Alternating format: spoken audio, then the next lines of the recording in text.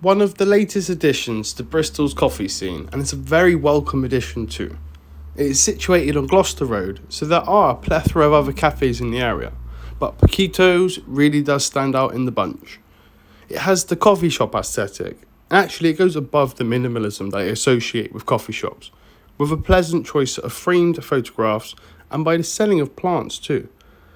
This is slightly off topic, but if you have a lot of plants in your kitchen, I recommend using a Chemex. They work very well together, especially on the eye. The menu is straightforward and it includes a full menu of coffee varieties. Another green flag for me is whenever I see on the menu cortados.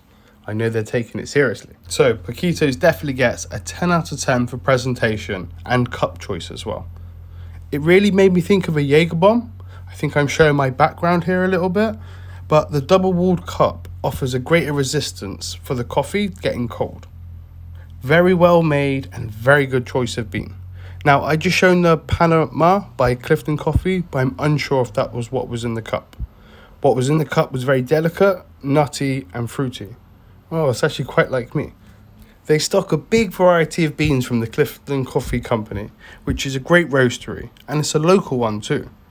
I believe we shall be seeing these guys in the video quite a lot, or at least later in the series. It is a great space, and as I briefly mentioned earlier, there is a lot of competition in the area, but Poquitos has a clear passion for coffee and it provides a great experience.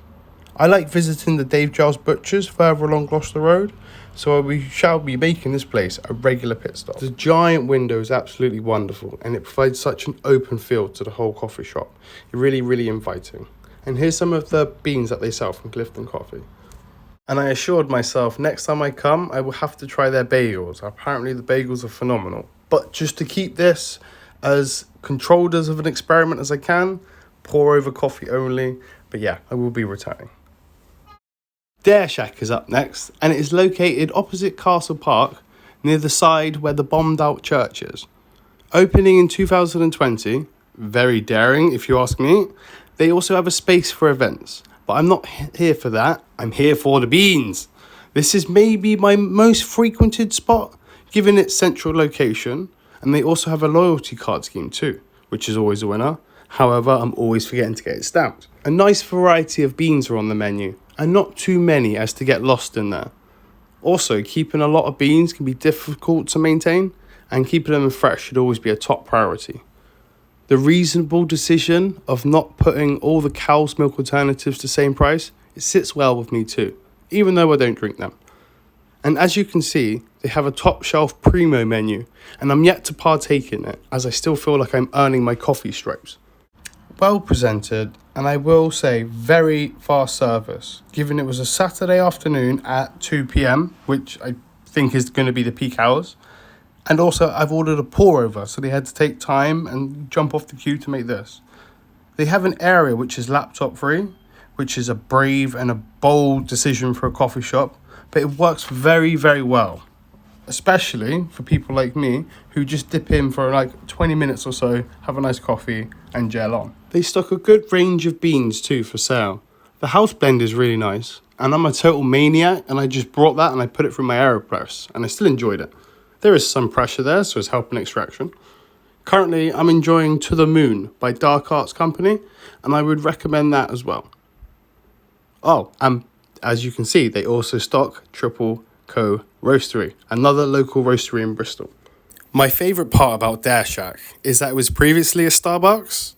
So, the beast died, and an absolute beautiful phoenix has arisen from its ashes. And the brownie is really good. It's almost as good as mine. It's nearly there, honestly. It's phenomenal. Interlude, another welcome newcomer from 2023. This coffee shop is found at the top of St. Michael's Hill, which is that girt hill right by the BRA. Also, them putting in the maternity ward up the top was extra cruel, but that wasn't Interlude's fault, so we shan't hold that against them. Anyways, before I drift further away, this coffee shop aesthetic has a really warm, retro, home feeling to it. Heavy emphasis on providing a really decent made cup of coffee from well-sourced supply.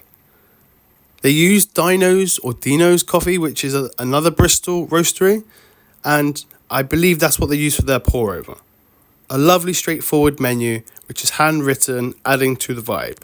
This place was recommended to me by a friend and someone who I go on a coffee tour with as well. A man who introduced me to James Hoffman, and yeah, so that's something. And both of us were very happy with the coffee. It was served with a carafe and opting for the nice white mug. Everything about this place screams Nan's Kitchen, and of course in the best possible way. The space is modest and it also offers classes on distilling alcohol. The building is managed by Psychopump and it is called the Tasting Room, so it's part of their story. It is always wonderful to see the merge of these two local businesses. Hopefully there will be an Irish coffee on the menu around Christmas time.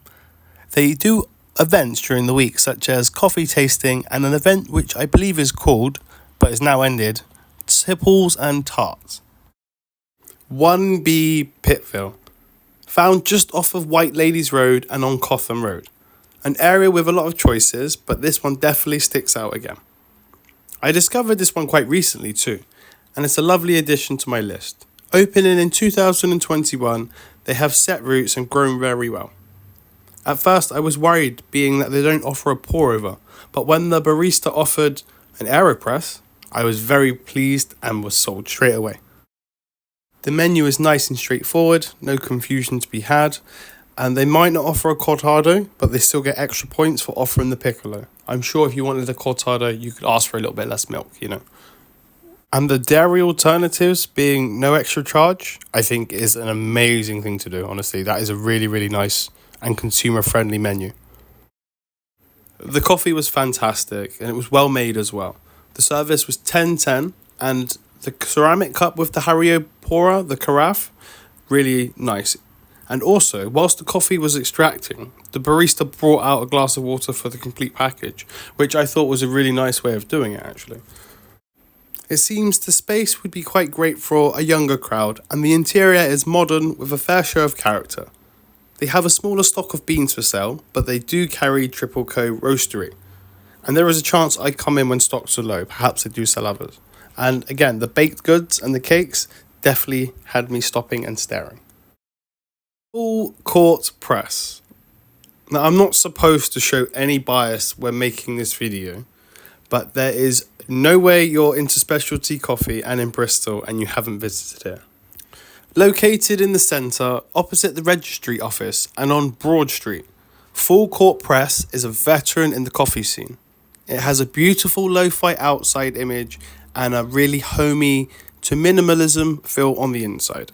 I like the way the menu looks, but I do feel it might intimidate a purely latte drinker. But this is another instance where it's always just best to ask the barista because they'll be able to make any coffee which way you would like it.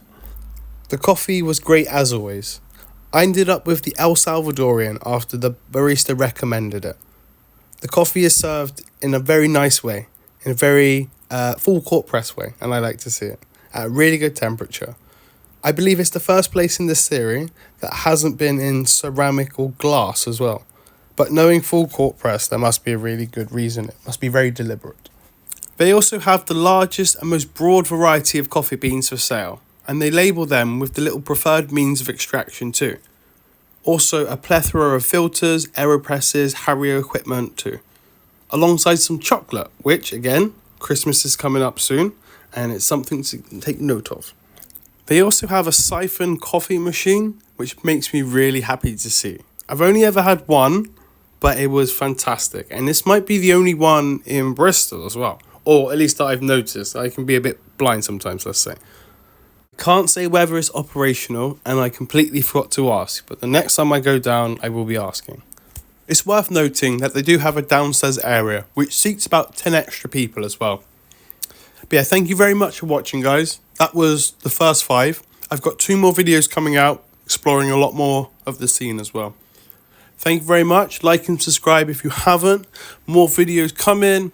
Ready, rare. You know how it goes. YouTube ending.